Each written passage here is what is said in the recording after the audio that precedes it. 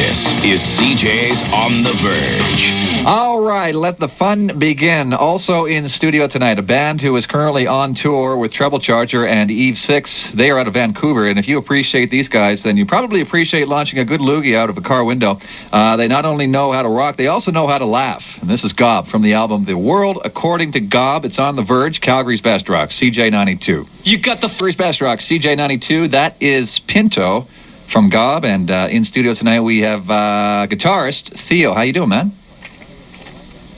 Oh, sorry about that. I got to turn the mic on. There you go. How you doing? So, I'm doing great. Now that you can hear me, I guess. Yeah.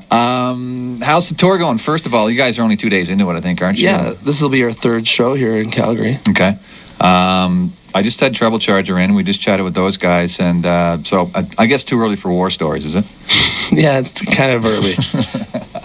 Although they have already blamed us for shutting off one of their amps or on stage while they were playing live last night. Oh, really? When it really was Eve 6, but... Well, there's all kinds of time, so you guys can probably get back at them somehow. All right, I asked Treble Charger a couple of things, not only about War Story. Now, I want to ask you about this. I don't usually ask this. I don't usually ask about a band's name, but I feel I must here. Gob sounds like it's a phlegm issue. Am I close, or where does that come from? The name, well, Yeah. the name isn't really wasn't as exciting as everyone thinks the name where it came from, but I could tell you where the name came from. All right. Back in the day, before when me and Tom were together, we're the ones who actually made the band, and we got other members, and back in '94 it was, or late '93, we were bowling at this bowling alley at the Commodore Bowling Lanes in Vancouver, and we were thinking, I don't know what we're going to call the band, I don't know, but whatever it is, we should just stick to it. And I put my fingers in a bowling ball, and there was like a whole bunch of saliva and gross green phlegm in it, and I pulled my hand out, and it was stretching out of the ball hole onto my hand. And so I went, someone gobbed on this ball, and then he said, "That's it." The name was That's born. it. Right the name there. was born. So the moral of the story is, make sure you check what you're sticking your finger in to make sure that it's a clean hole. Okay. There's a few holes that will work and some that don't, including a bowling ball. That can work with a lot of different things, I guess. That's right. Now, you guys have some great deals for the fans, merchandise-wise here. I was looking through, which is included in your CD. Let's see here. Get a free Gob toilet sticker with every purchase. Yeah, That's all right. that is correct. A toilet puck as well. Sergey Fedorov. And if you call 1-800 go screw myself, you'll get this screwdriver set absolutely free. Bonus. You call within a half an hour, you'll get this calendar too. Is that Sergey Fedorov preferred puck? Is that for real? Yeah, I got we had Gob hockey pucks, and we were playing a blind date show in Toronto for this whatever Molson thing or whatever, and we opened up for Bush, or Bush X, formerly known. Right. I totally loved them better when they were called Bush X. I love Bush. Well, we're back to that finger thing.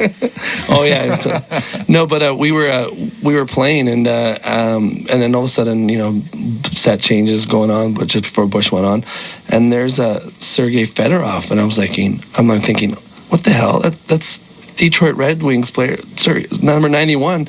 I was all excited, so I brought over my Gob hockey puck, and I gave him one, and I started, and right beside him was Anna Kournikova. He was dating her, or going to be married, or I don't know what the story is, but what was going on with them, I guess, before I think she left him for Pavel Bure. Is that what she went with? I think so, I don't know what happened, but I don't want to, start and, gossip. God, no. But anyway, so there was Anna Kournikova, so it was just like, the tennis player, 19-year-old tennis player or whatever, or just young, very beautiful, blonde girl. Right. No, she had a really thick accent, and I ran quickly back and got a pair of Gob panties that says Gob licks ass on glow-in-the-dark panties that we sell, and I gave her a pair, and then I got a pair signed personally for me and stuff. Cool, man. That's a great story. Yeah, and it's the truth. And she even put them on before she said, no, I'm lying. So So what is the world according to Gob? What is the world according to Gob? It's our brand new CD. Oh, good. And it's been out now, I guess, for about just over a month. So you almost got that one by me. The album is produced by Neil King, right? That's right. Yeah. What's his story? He worked with Elvis. Elvis Costello. All right. I forgot to keep reading. Sorry. Yeah, he did some. He did some actually trumpet work. He did some assisting producing on. I think the album was called In the Bedroom. Okay. It's an '82 album or something like that, and he also did that song, engineered that album by. That great, that big famous single, "Take on Me." You remember Take that on one? Me, yeah. He engineered that album. He also engineered Green Day's Dookie album, that one that did, broke Green Day, whatever, back in '92 or whatever it was. I think it was, yeah. Or actually, no, it was '94. Sorry, that Green Day album. But whatever, who cares about the date? But he worked with bands that were like Jawbreaker too and stuff.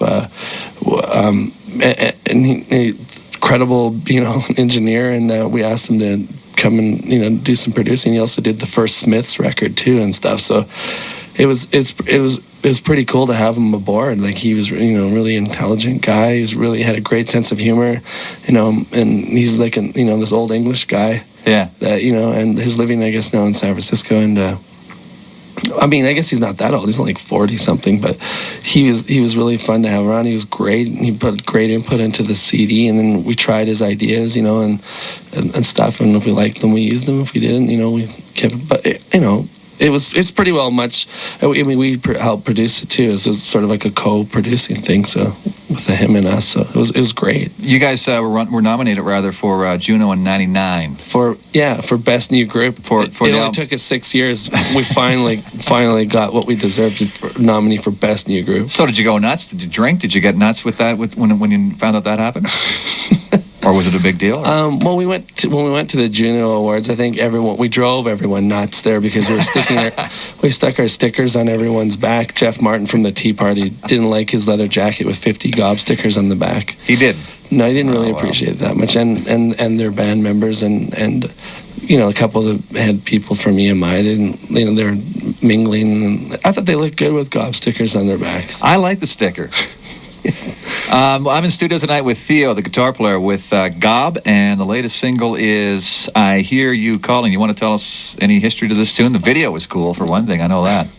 Yeah, Tom wrote that song, and it basically we did the demo version of that song, which was basically almost exact. It came out almost the same way as when we did demo, and then Neil heard the song, and we just sort of shortened up a couple parts just to make it flow a bit better, and it was pretty well written the way it was. It was, as soon as we heard it, we said, hey, it was a record company loved the song right away and stuff. So it was magic. Magic in the happening. Yeah. All right, here it is. I Hear You Calling from Gob on the Verge, Calgary's best rock. Cjay92. That's Gob. Song is called I Hear You Calling. Time for a break, and when we come back, we'll talk about the web, female politicians. Huh? And, you're not good. You just have to fart. That's why you have to leave the mic. You're a liar. And what's ahead? You're right, I do have some flatulence coming here. What's ahead for Gob? We'll be back. Calgary's best rock, Cjay92. That's Looking for California. It's from Gob, and we have guitarist Theo in studio tonight. Where are the rest of the boys, anyway? One has a hangover. Craig, I think, is talking to his girlfriend somewhere. We can't find him. And Gabe, I think, is at the hotel room. I don't know, jacking off or something. I don't know. Okay. Let's move on to the website. And let's mention it, too, gobnet.com.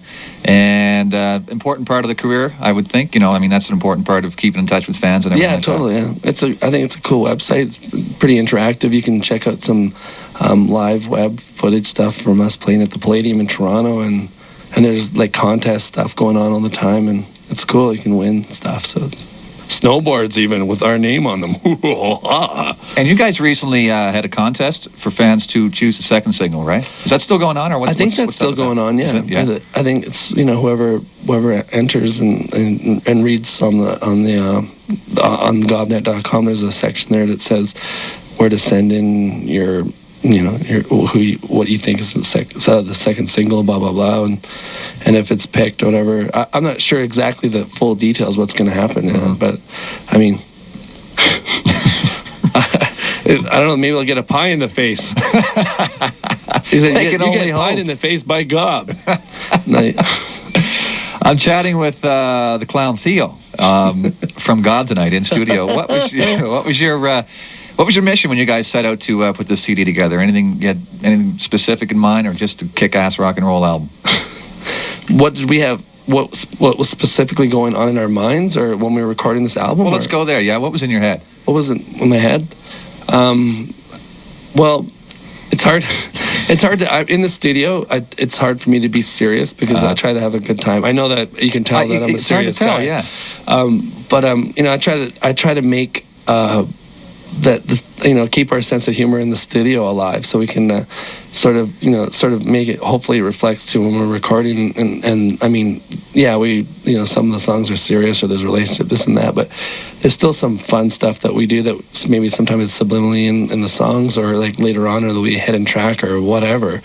But I know we concentrated in trying to make a great record, and we wanted to make good songs. And I mean, like any band, I mean, obviously every band wants to do that, but we paid attention to tempos, and we just didn't want to play all the songs all super fast like the last record. And we're not tired of that or anything, but we just wanted to do something a bit different than we're doing. Like six and a half years of playing fast music, we just wanted to have a bit of a change and bring it down a bit, make the melody heard a bit more, make it more solid, it's a bit more together. And but and definitely there's some other quick songs on the CD too that we just sort of we did, not just for the purpose of making fast songs, but because that's always in our hearts and our blood, that we like to play our style of music. So but we want to evolve and grow just like an amoeba. So yeah, basically that's what we did. I think we did really good. Lyrically, I think the album has evolved from the last one. Songwriting too, and yeah. So that's all it's all about. It's just it's a progression and being happy. So we were totally happy with this record. So as long as we were happy, I mean, obviously we care if the fans are enjoying it or not. But I think that once they actually sit down and listen to the whole thing. I mean, and some people, we've had some feedback and say, the last record was a bit I liked it, it was a bit more aggressive, but this new one's still, heavy and aggressive. It's got something to say, Okay, here's the scenario, Theo. I'll take a breath. Yeah, really. Okay, you lost a bet, and now you have to go on a date with a female politician. Doesn't matter if it's Canadian or American. Think about it. Who would you? I myself couldn't think of anybody I'd really want to go on a date with politically. But if you had to choose one, who would it be? Oh my God. Well, it wouldn't be Bill Clinton's daughter, Hillary. Oh, no, not Hillary, but Chelsea, isn't it? Chelsea, yeah. It wouldn't be her. Just kidding. Maybe Hillary. No, I'm just kidding. Think she's available? I don't know. Alexa McDonough. You know what? I don't pay attention to the politics that much in the last few months, and that's only because we've been on the road touring so much, and I know that the Liberals won this year's election, obviously. Since July we've been on tour, and then basically from July till now, maybe we've been home for maybe 3 weeks in total from July. Wow. So we've been home for 5 days and back for 6 days, do tour, come back for a week, go back. It's been like that. So well, it's like when you're on the road, it's just like you're just, you're on your own world, and you have to sort of take care of yourself, stay healthy, and then you show up at the show, and you have to concentrate and make a good show and stuff like that. Well, take it from me, you ain't missing much politically, all right? Nothing going on. I don't know. I don't think that, I heard of... everyone talks. I've heard people mention. I've never seen her, but the candidate's daughter of Joe Clark. No, not Joe. Is it Joe Clark? I thought it was the Canadian Alliance parties. Oh yeah, okay. I don't know. Someone was talking about her, and some radio station back in Vancouver was saying, I don't even know what she looks like or whatever. But I'm sure she doesn't look like Selma Hayek. Okay.